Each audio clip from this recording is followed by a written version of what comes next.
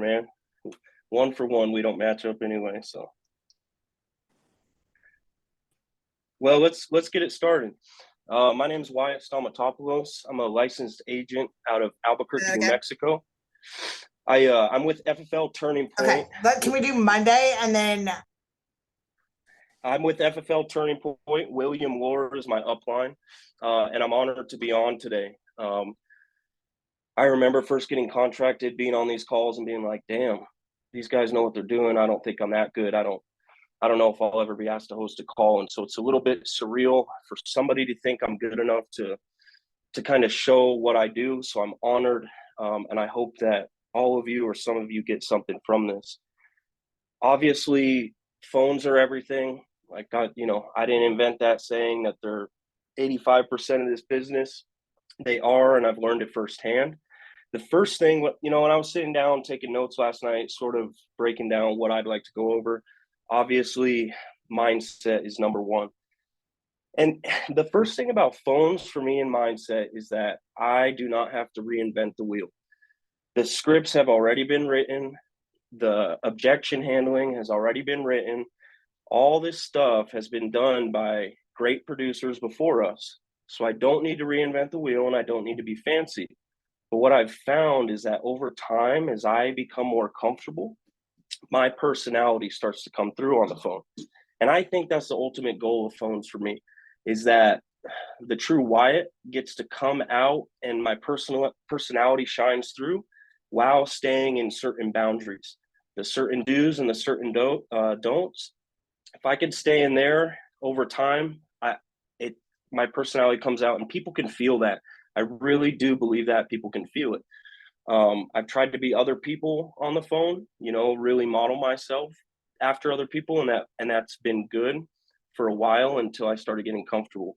The thing I'll say about comfort for me is that I've only been able to get comfortable through repetition, and I've only been able to put down reps through like resilience, because I remember, God, man, my first month on the phones, I had like 13-hour dial days. I was calling 1 month and 3 months and just getting my ass kicked all day.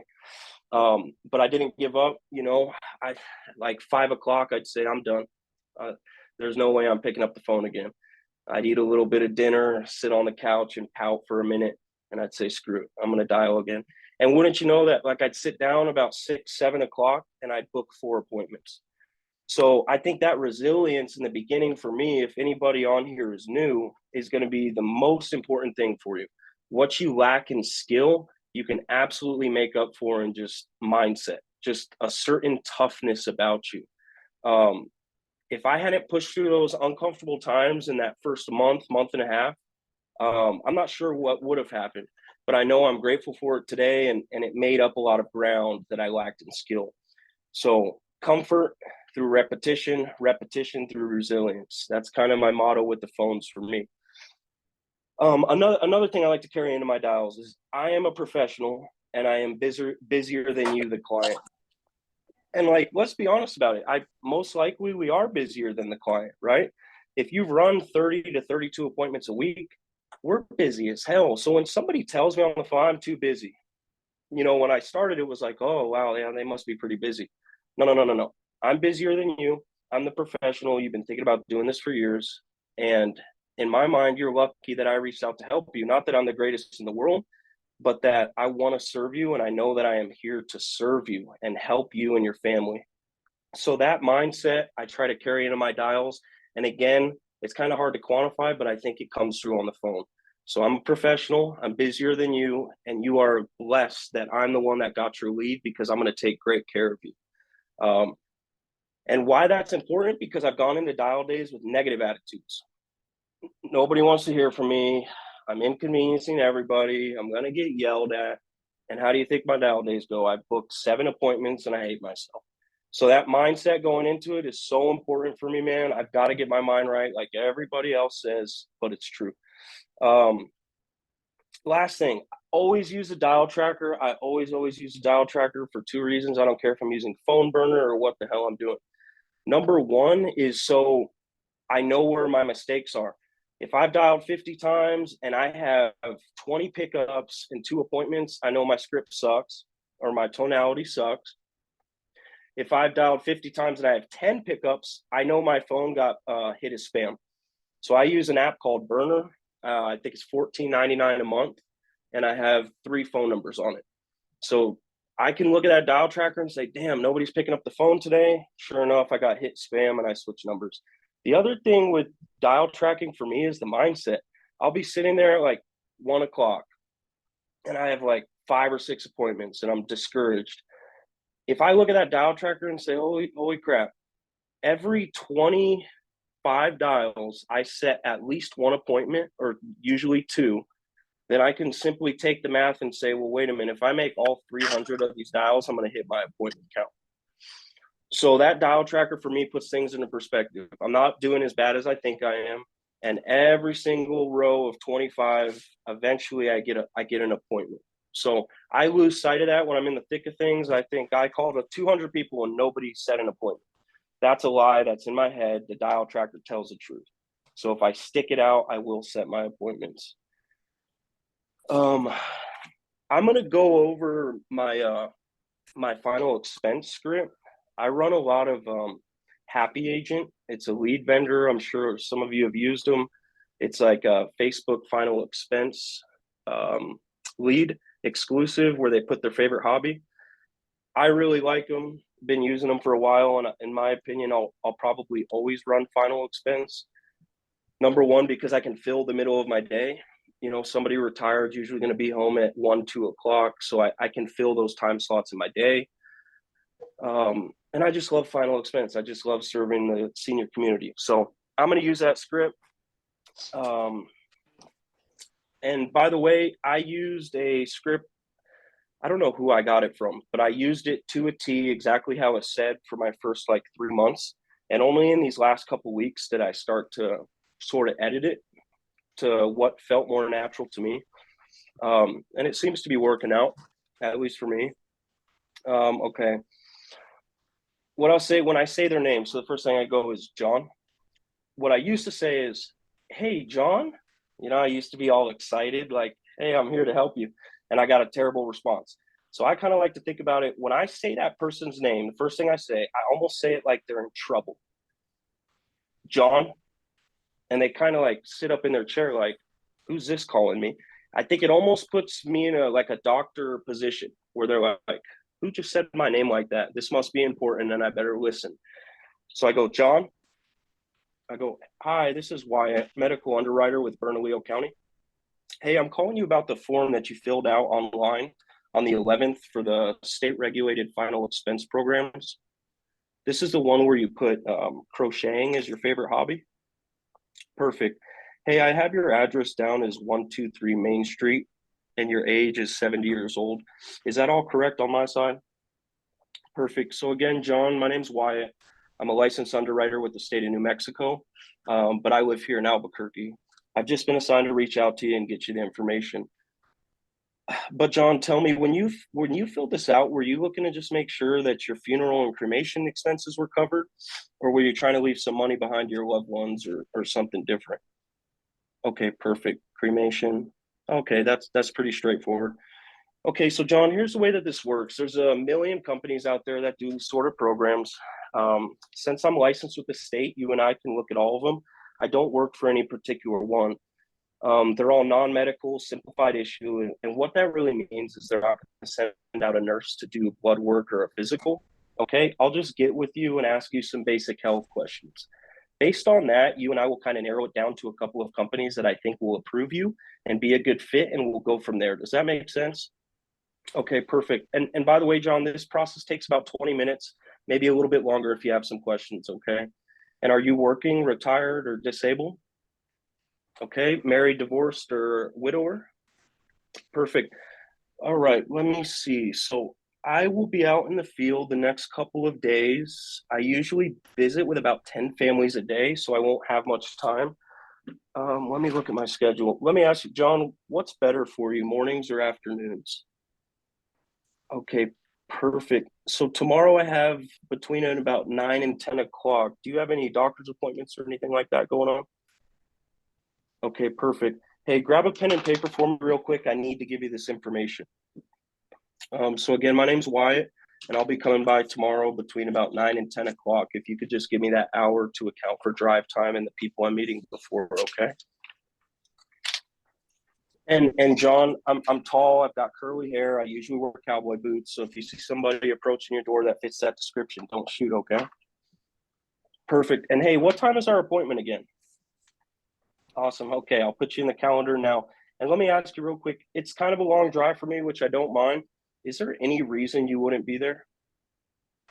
Okay, perfect. All right, I've got you down. Thanks, John. I look forward to meeting you and helping you out. And that's it. A couple of things I wanted to highlight. It's kind of a weird thing I do. I don't know if it's good or not. It seems to work. When I'm like booking the appointment, actually about to give them a time, I act like I'm flipping through papers, like I'm looking at my schedule, which I really am. But I want them on the receiving end to think, damn, this guy's busy. Can he make time? So I sit there and I go, let me see. Okay, I'm booked up there. You know what? I do have between 9 and 10 o'clock. I kind of pause and kind of act a little bit. And I think for me, that helps create some urgency in setting the appointment. What washes them Let's see, what else? that way? Another one, I would say a big mistake I see people that are just starting to is they ask the person to grab a pen and Can you paper. mute, please? Hey, yeah, thank you. Another thing that I see when I work with new agents is after they've set the appointment, they say, hey, can you please grab a pen and paper? Or do you have a pen and paper handy? I did that for a long time and I would get a bunch of no's. So I just tell people, grab a pen and paper. I have to give you this information.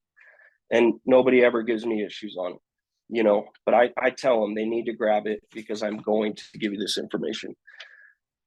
And then the last thing I would say is what Steven actually taught me. I was booking like, I don't know, 26 appointments, 25 appointments, and I was sitting like 8 of them. My show rate sucked. And I called Steven frustrated, and he's like, all right, let me hear your script. Let's go. I gave him my script, and then he read back his. The biggest thing was the last thing I said. Hey, John, what time is our appointment again? Okay, awesome. I'm going to put you in my calendar now. But let me ask you, it's a long drive for me, which I don't mind, but is there any reason you wouldn't be there?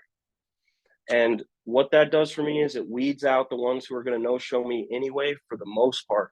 You'll get people that say, actually, yeah, I've got some family coming into town or whatever. And I just say, perfect, not a problem. And I go forward, either set it later on or whatever I'm going to do. Or I get people that kind of pause and say, no, I'll be there. I'll be there. And it's like, okay, that appointment is set in stone for me. So that's been a big help improving my my show rate, is just making them tell me what time it is and asking if they'll be there. What was the other part? The other big thing that I've started doing is I'm going to call them qualified door knocks. So what I used to do my first couple months is I'd go through my spiel. Either in the beginning or the end of the script, they would tell me, I'm too busy, I'm not interested, whatever. They throw up any sort of objection, and I would sit there and go round and round with them. Okay, well, you can't do Monday. Can you do Tuesday? No, I can't do Tuesday. It's just those people, man. They're not going to really commit one way or another, no matter how good you are at your script. And I would believe people when they told me they'd call me back. I'd call them back and I'd never hear from them again, whatever. What I started doing was, like, if I get the objection, I'm too busy, I don't have time, I'll push again and say, hey, John, I'm just a field underwriter. You know, they just pay me to drop the information off to you. Whatever you do with it's totally up to you. I'm going to be in your area tomorrow between about 9 and 10 o'clock. And they'll still say, no, I'm too busy. What I started saying was, perfect, John, you know what? I'm busy too. How about this? I can go ahead and take you off our scheduling list. And if I'm in the area, I could just go ahead and drop the information off to you if I have time. That way you don't have to commit to anything. Does that work better for you? And 9 out of 10 people will be like, yeah, that works fine. So I don't count that as an appointment, but I will count that as a qualified door knock. So if my schedule is light, that to me is better than a door knock, someone I've never talked to. If I have a gap in my schedule, those are the people I'll go see. So I don't mark it on my dial tracker, nothing like that. But at least I've talked to that person and I have some rapport when I hit the door. So that's kind of been a big thing for me, man. I don't tell people I call them back. I don't do any of that. Worst comes to worst, my life raft is, hey, you know what? I'm busy. I'll be in the area. I'll stop by if I have time. That's been a big help for me. An appointment I have tomorrow is one I did on Saturday, just like that. Lady told me she was too busy. I ran by her house, met her at her door, and she's scheduled for today. What I wrote down, like the thing about objections is what I've had to learn and be hardened in this business to, is an objection is just a normal human reaction, right? Like I was thinking about it. When someone asks you, how are you? What is the response we give them 95% of the time? Good. Anytime someone asks me, how are you? I'm good, right? No different in sales. It doesn't mean that they're not interested. It doesn't mean anything really. It's just the natural human reaction.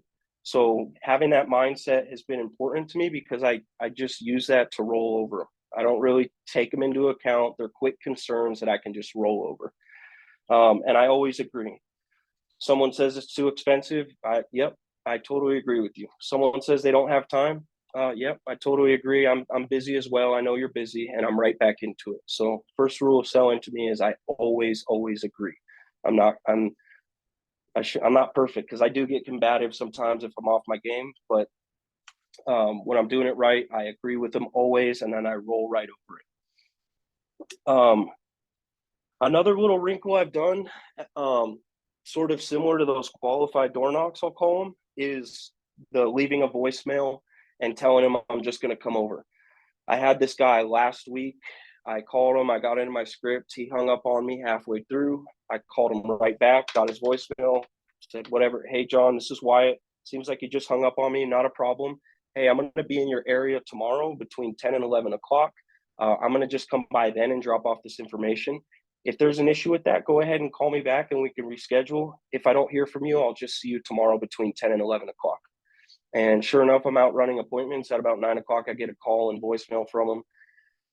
And he says, hey, I can't do 10 and 11, but I could do tomorrow at 4, which is the one I'm going to now. So that's kind of another little wrinkle I've thrown in with the phones is if I don't get a hold of people, they hang up, whatever the case. I just leave them a voicemail, let them know I'm coming over. I had an example I wanted to share from this morning, actually, about handling an objection and just kind of rolling over it. I call this lady and I get through my script. Everything's good. I go to set the appointment and she keeps going, we're too busy. It's the holidays. You know what? We're too busy. And my only response to her was, yep, I totally understand. I agree. It'll take us 20 minutes. So I'm going to come over tomorrow. Would you prefer mornings or afternoons? And she goes, morning. And then I set the appointment at 9 o'clock tomorrow. So that's just, I've over time gotten better with just kind of rolling over them. I don't take them too seriously. I just agree. Yeah, you're busy. I'm busy too. I'll see you tomorrow. That seems to work well. What else? I'll kind of open it up for questions. I did see the chat. Yeah, I'll be happy to share that script in there. Does anybody have any questions, comments, anything like that? Okay, so what do you say when they tell you that they're not interested? You have more than one comeback for that? Yeah, number one for me is, hey, not a problem. Listen, I'm just the medical underwriter. They just pay me to drop the information off to you. Whatever you do with it, it's totally up to you. So I'm going to be in your area tomorrow between boom and I just go into set it. If I get another, I'm not interested, I just abandon ship and I go to my qualified door knock thing. Now, what I used to do was John, are you not interested because you don't think you can afford it or you don't believe you can qualify for it? I never had any luck with that, to be honest. I know people do for some reason. I didn't seem to have any luck with it. So when people tell me they're not interested, I just go with I'm the underwriter. It's just my drop off the information to you. That's kind of what I go with. I have a question. Yeah. So, today's been my first day to like book appointments for in-home, and I haven't been having them write my information down, but what I have been doing is before we hang up, I'm like, hey, this phone I called you on, does it receive text messages? And then I'll send them over my business card and then like reconfirm our appointment. Do you think that's beneficial too, or do you think I should have just had them write it down? I like having them write it down. That's the way that I was taught. And I think that there's something to somebody getting out of their chair, walking to their kitchen, looking through their junk drawer, finding it. You know what I mean? Yeah. I think there's more staying power in that action than just a text reminder. Now, I do them too. If some people say, hey, I'm on the highway, I can't write anything down. Or some people, I can't, I've had people rummage around for a couple of minutes and not be able to find one. But I always have them get up and write it down. Okay, I just 100%. thought it would be beneficial to have them like put a face to the person who's coming over, but I guess it does make sense if they're having to actually get up and write it down, they'll physically remember it. Yeah, yeah. And maybe both's not a bad idea. I have them write it down, and then I kind of do that whole tidbit, how I'm tall, I've got curly hair, I wear cowboy boots. I kind of, sort of describe myself. I think that helps, but I've always just had them write it down. I think there's power in that.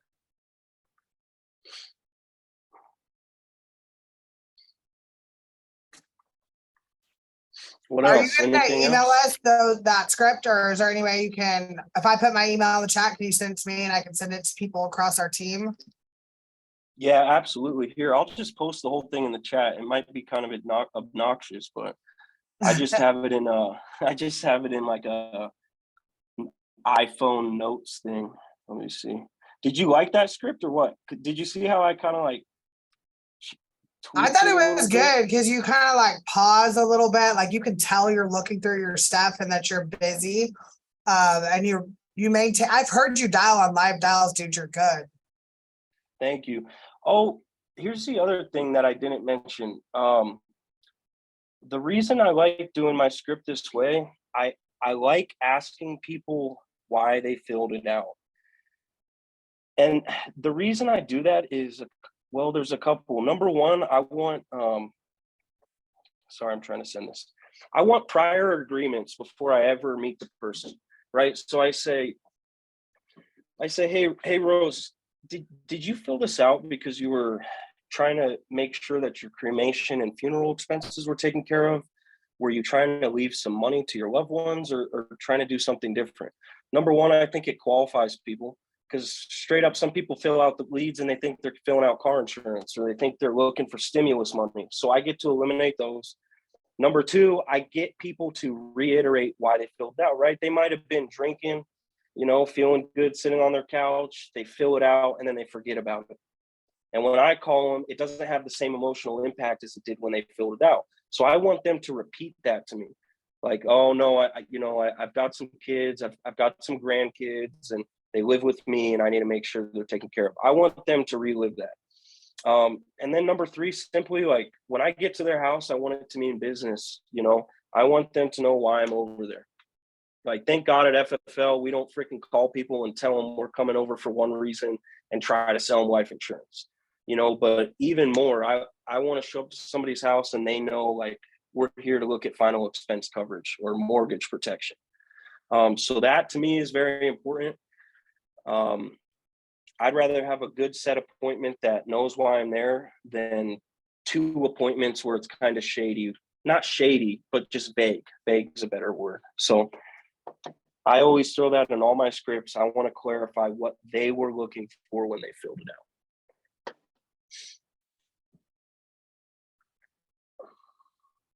Wesley, I'm the lead vendor I use a lot consistently. I order from every week is Happy Agents, and that is where I source my final expense leads from.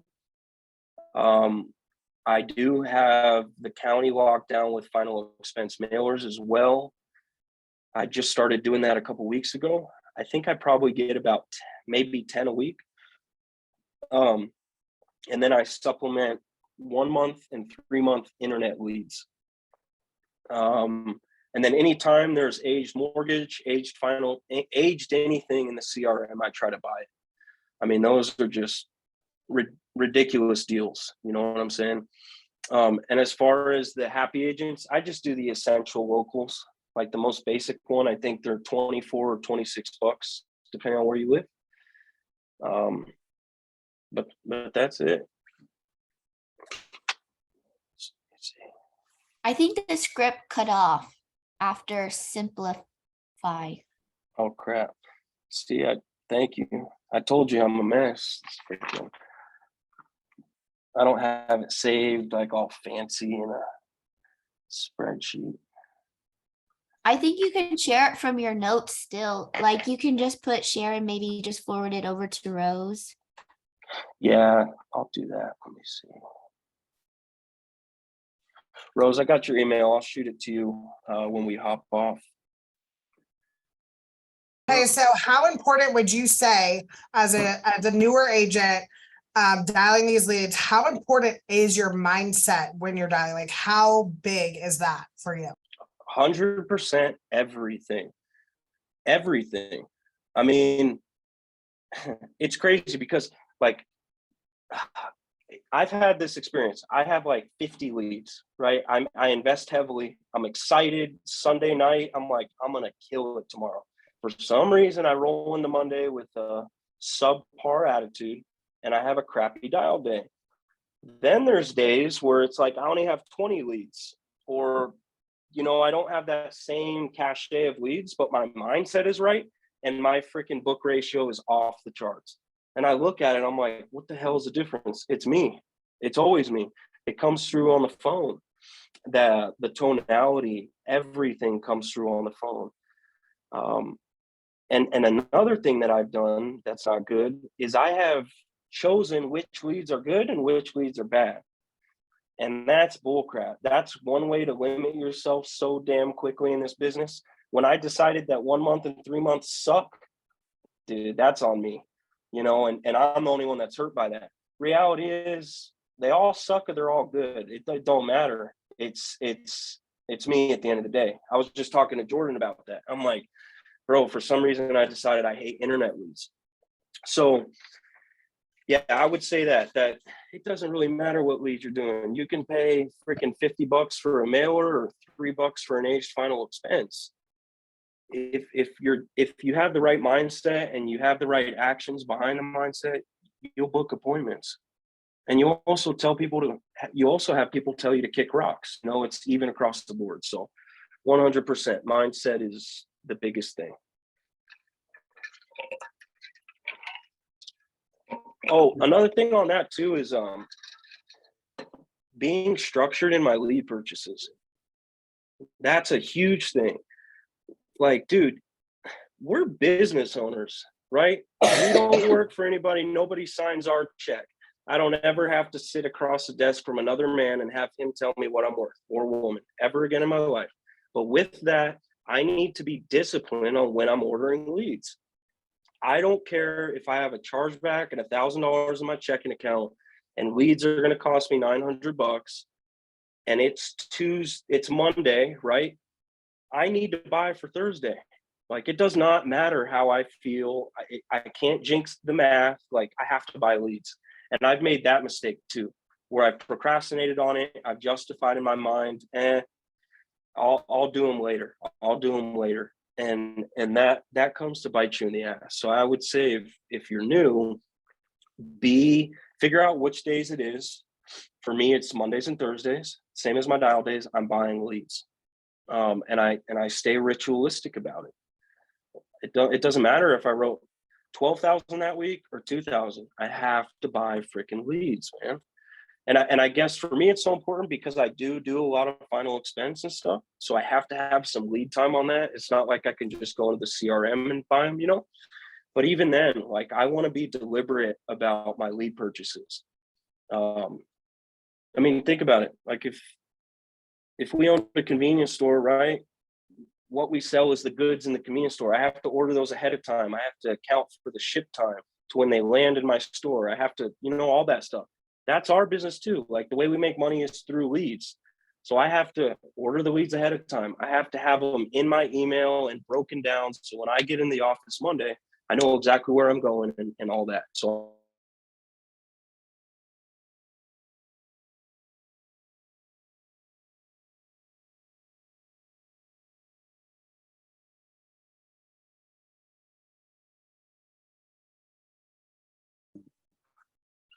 yeah, there it is right there. What else? Did I miss anything?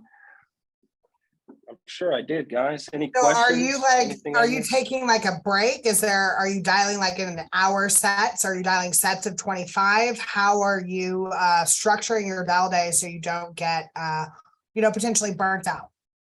That's such a good question. Okay, so I like to dial from when you hang out with Will Lore, it's easy to get off track. Me and that dude just bullshit all day.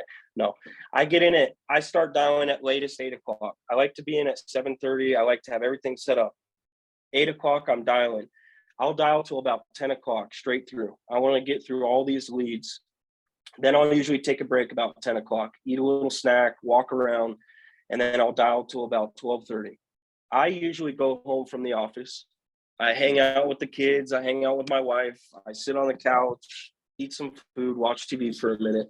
And then about 2 o'clock, I start dialing again for maybe like 2 hours, hour and a half. Because in my opinion, that time between call it 2:30 and 5:30 has never been a good block for me. I like to take a break and start dialing at 6 o'clock if I don't have my appointments. I can't tell you how many times I've maybe got 5 appointments for the day. I start dialing again at 6 and I book another 5, just between 6 and 8 o'clock. So for me, I like doing it in hour and a half spurts and then taking a break. The other thing I think I've gotten good at, Rose, is when I feel my mindset starting to go, I walk away. I'm all for pushing through and just taking it head on, but I have learned with the phones that if I'm in a negative mindset and I'm just waiting for my leads to run out so I can leave, then I should just walk away anyway. So when I feel myself getting negative, I have a couple of no's in a row, I argue with someone on the phone, it's away for a couple of minutes and go back to it. So I do structure my days like that. I hit it hard in the morning, go home for lunch, hit it hard late at night, fill the gaps in between.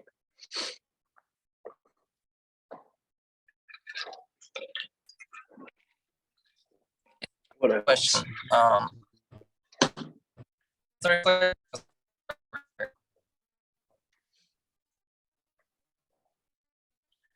Wesley, I don't know if you were trying to say anything, brother. You kind of cut out. Now you're on mute. Yeah, it's coming through. I have stuff.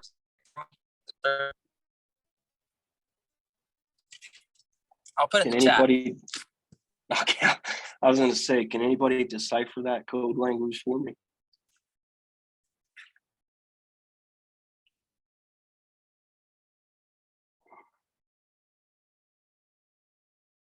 Oh, hey, the other weird thing about the phones?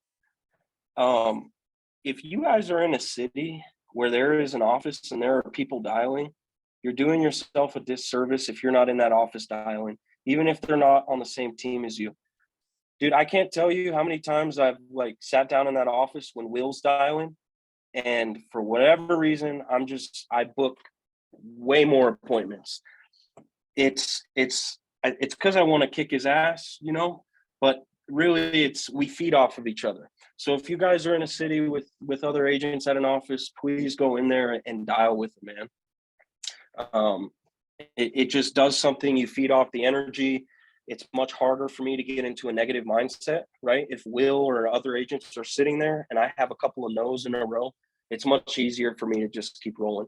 I guess people do that on the live dials, but I think in person is always better.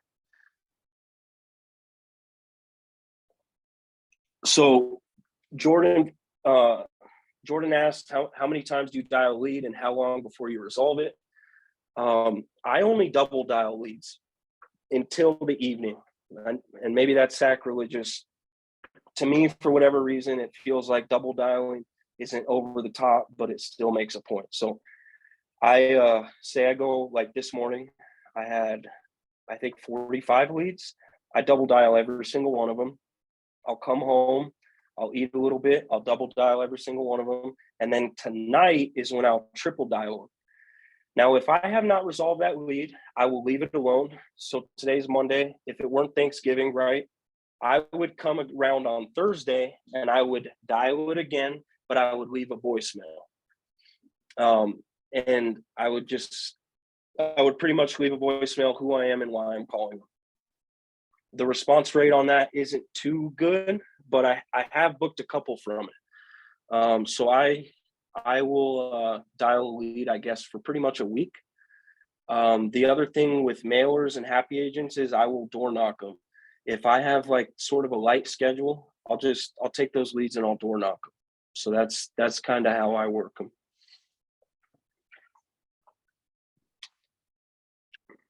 So you said that you leave a voicemail at the end of the evening session or the end of the week of doing it? So if I call end of the week, so if I call somebody, what would that be? 7 times today. If I don't hear from them or I don't get a hold of them on Thursday, I'm going to dial them again, and then I'm going to leave them a voicemail. Because that's the other trap I've fallen into is I have 50 leads, say, and I only get a hold of them. I only get a hold of 15 on Monday. Well, then I trick myself. I say, I don't need to buy leads. I have a bunch that I didn't get a hold of. That's what I'm going to dial on Thursday. Well, dude, the people that didn't answer the first time probably aren't going to answer the second time. That's a mistake I had to make to learn. But I will leave a voicemail that later on in the week too.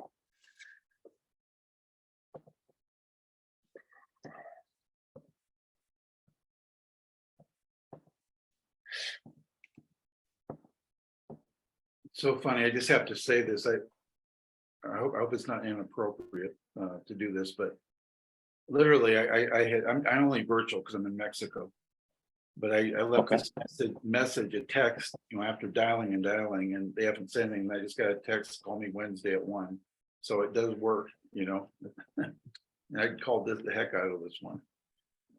So wait, you left them a message saying? Well, what I did is I did my dials. These are aged leads, couple year old, and then I texted them a little script I have that is this you kind of thing, showing their lead with a picture, and then left them a voicemail as well. And I considered this one done. They're not responding, and then I just got a text saying, "Please call me Wednesday after 1." So I mean, just saying, There you go. pretty good. There you go. It works. Yep. We're always sowing seeds. We're always sowing seeds, man. We don't know when we're going to reap, but we're always sowing. And you just brought up a good point I wanted to mention on aged leads. So there is a script or like sort of a methodology I'll use with aged leads, and I'll call it the confused grandpa. If I'm calling a lead that's a couple months old or even a year old, I act confused when I dial them. So I'll say, John, hey, John, this is Wyatt, medical underwriter with Bernalillo County. Hey, so I'm calling you and Judy about this white form that you filled out. Gosh, this was like 6 months ago. You sent it into our office for the state regulated final expense programs. I'm trying to figure out why it's still open on my side. Like I said, it was about 6 months ago. Do you guys remember filling that out? And I will open my script with that, and I'll act a little bit confused. Like, hey, I'm just a guy that's just been, put in this job to try to figure out why you're still in our system. And with aged leads, that's worked really, really well. You'd be surprised how people want to help you when you act confused. So if any of y'all run like really aged mortgage leads or final expense leads out of the CRM, I think using that confused sort of script has worked well for me.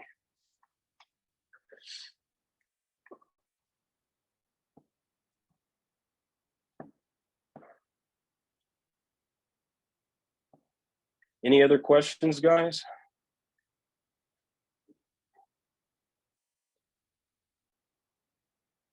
Thank you. Oh, thank you. My pleasure. And you recorded it, could- so we can find it online, YouTube somewhere. I want to re-listen. Yeah, I believe SkyPoint recorded it. Somebody did. Yeah. I hope it was helpful to some of you. You know, maybe a few things here and there you can kind of pick up. Other than that, keep dialing, man. That's always going to be the greatest advice anybody could ever give me. It's just keep dialing. So Good I'm stuff. working on sending out the rest of these emails. And if that's all the questions, man, I'm honored that I got to do this and hope it was helpful. Thank you.